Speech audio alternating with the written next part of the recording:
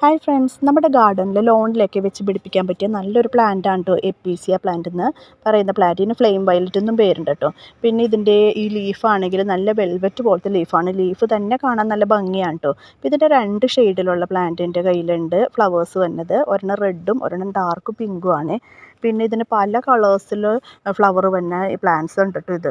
അപ്പോൾ എൻ്റെ കയ്യിൽ ഈ 2 ഉള്ളത്. പിന്നെ ഇതിൻ്റെ ലീഫ് നല്ല ഡാർക്ക് മെറൂൺ ഷെയ്ഡിലുള്ള ലീഫുണ്ട്. നല്ല വെൽവെറ്റ് പോലെ ഇരിക്കുന്ന ലീഫാണ് കേട്ടോ. പിടിച്ചാൽ തന്നെ നല്ല സ്മൂത്തായിട്ടിരിക്കും. നമ്മുടെ ലോണിലൊക്കെ മണ്ണിൽ നടണമെങ്കിൽ അത് നല്ലതുപോലെ പടർന്ന് പിടിക്കുവേ. പിന്നെ ഹാങ് ചെയ്ത് വളർത്താൻ പറ്റിയൊരു പ്ലാന്റാണ്. അതിന് താഴേക്ക് ഇങ്ങനെ ഹാങ് ചെയ്ത് വരുന്നത് കട്ട് ചെയ്ത് നമുക്ക് ബേബി പ്ലാന്റ്സ് ഉണ്ടാക്കിയെടുക്കാം കേട്ടോ.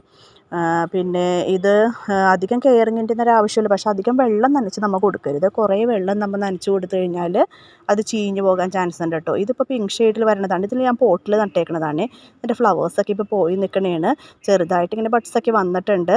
ഇത് ഹാങ് ചെയ്ത് വരുന്നത് കണ്ടോ. ഈ ഹാങ് ചെയ്ത് വരുന്നത് നമുക്ക് കട്ട് ചെയ്ത് വേറെ പ്ലാന്റ്സ് ഉണ്ടാക്കാം കേട്ടോ. നല്ല ഭംഗിയുള്ളൊരു പ്ലാന്റാണ്. നമ്മുടെ ലോണിലൊക്കെ വെച്ച് കഴിഞ്ഞാൽ നല്ല ഭംഗിയായിട്ട് പടർന്ന് പന്തലിച്ച് നല്ല രസമായിട്ട് കിടക്കുവേ.